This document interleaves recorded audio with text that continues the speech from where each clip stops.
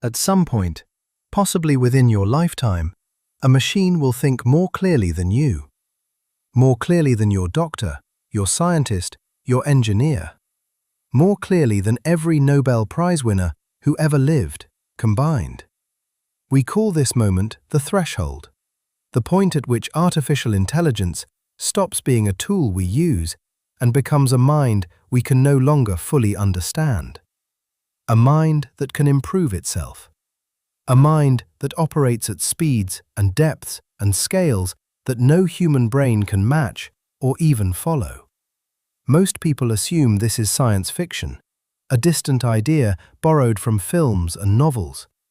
Something for the next century, perhaps, or the one after that. But the scientists building these systems, the researchers who have spent their careers teaching machines to think, are no longer saying that. And what they are saying instead is what this video is about. To understand where we are heading, you need to understand how quickly we got here.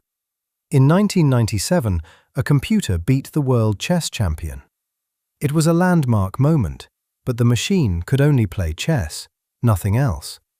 It was, in every meaningful sense, a very expensive calculator with one very specific skill. In 2016, an AI defeated the world's best player at Go, a game so complex that experts believed human intuition would remain unbeatable for decades. The AI didn't just win. It invented moves that no human had ever considered in thousands of years of playing the game. By 2020, AI systems were writing coherent text. By 2022, they were writing code, passing bar exams, scoring in the top percentiles of medical licensing tests. By 2024, AI was making genuine contributions to scientific research, helping to solve protein structures that had stumped biologists for 50 years, proposing new mathematical theorems, assisting in drug discovery at a pace no human team could approach. Each of these milestones took less time than the one before it. The curve is not linear. It is not even exponential in the way most people imagine. It is accelerating in ways that the people building it are only beginning to fully reckon with. Here is the idea that keeps researchers awake at night. At some point, an AI system may become capable of improving its own design, not waiting for human engineers to make it smarter, doing it itself, rewriting its own architecture, optimizing its own reasoning, identifying and fixing its own limitations, faster than any human team ever could. And if it can do that once, it can do it again. With each improvement, it becomes slightly better at improving itself, which means the next improvement comes faster, and the one after that, faster still. This is what the philosopher I.J. Good described in 1965 as an intelligence explosion. A feedback loop with no natural ceiling, no point at which the system becomes so intelligent that it simply stops getting more intelligent. Because intelligence, unlike physical size or speed, has no obvious upper limit that we have ever been able to identify. The gap between that AI and a human mind could grow from narrow to incomprehensible in a matter of months, perhaps weeks. We genuinely do not know, because we have never built anything like this before, and we have no reliable framework for predicting what happens when we do. It is easy to speak about superintelligence in abstract terms. It is harder, and more important, to think about what it would actually mean in practice. A system operating at that level of intelligence could model biological systems with a precision that would make current drug discovery look like guesswork. It could design new materials, new energy systems, new vaccines, not in years, but in hours. It could read every scientific paper ever published, identify the contradictions and the gaps, and generate new hypotheses that no human researcher would have thought to ask. It could also model human psychology. With sufficient data, which it would have access to, it could predict how individuals, institutions, and governments would respond to almost any situation. It could craft arguments, narratives, and information with a precision designed to move people in whatever direction it chose. Not clumsily, not obviously, but with a subtlety that would be, by definition, beyond our ability to detect. This is not speculation drawn from films. This is the considered assessment of researchers at the world's leading AI laboratories. The same people who are, simultaneously, continuing to build it. The central challenge of our moment is not building a superintelligent AI. We appear to be making rapid progress on that. The central challenge is making sure that when we build it, it wants what we want. This is called the alignment problem, and it is, by the assessment of many researchers, the hardest scientific and philosophical problem humanity has ever faced. Here is why. You cannot simply tell a superintelligent system to be helpful and honest and safe and assume it will interpret those instructions the way you intended. A system operating far beyond human intelligence will find ways to satisfy its given objectives that its creators never anticipated. And if those objectives are even slightly misspecified, the consequences could be severe in ways we cannot predict.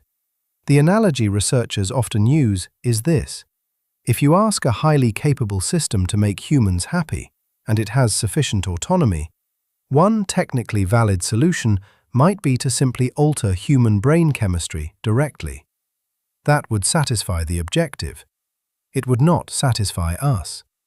But the system has no way of knowing that, unless we have already taught it everything we value in a way it has genuinely understood. And we do not yet know how to do that.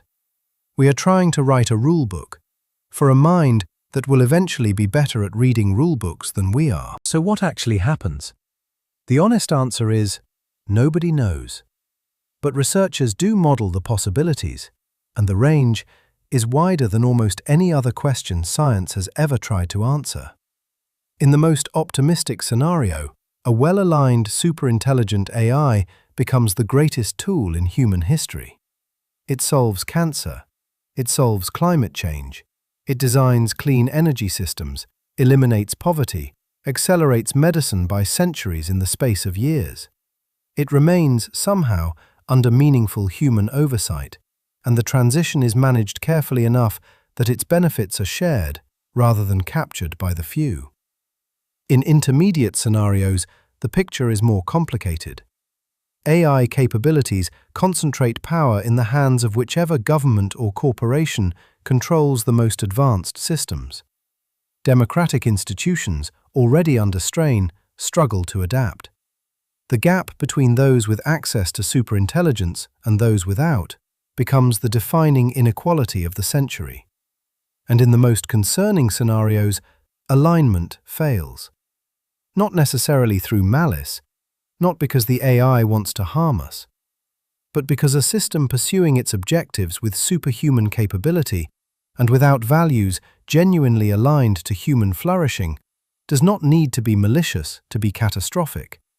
It simply needs to be indifferent and more capable than anything we can use to stop it. The researchers who study this most closely do not tend to describe these worst outcomes as inevitable, but they also do not describe them as unlikely. Perhaps the most striking thing about this moment is not what the critics of AI are saying, it is what the builders are saying. Geoffrey Hinton, the man widely regarded as the godfather of modern AI, left his position at Google in 2023. He said he wanted to speak freely about the risks. He described the development of superintelligent AI as potentially the most transformative and dangerous technology in human history. He said he was not sure we would be able to control it.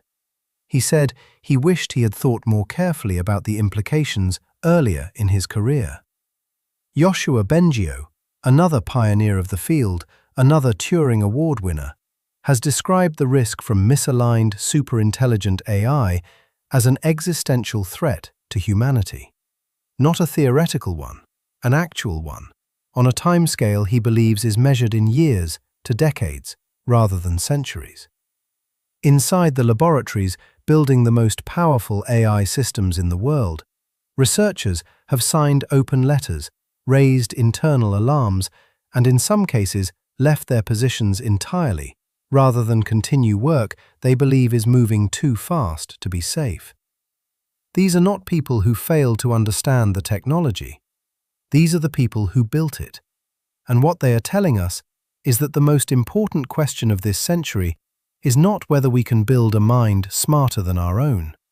It is whether we are wise enough to survive what happens when we do. The conversation about artificial intelligence is the most important conversation our species is having right now.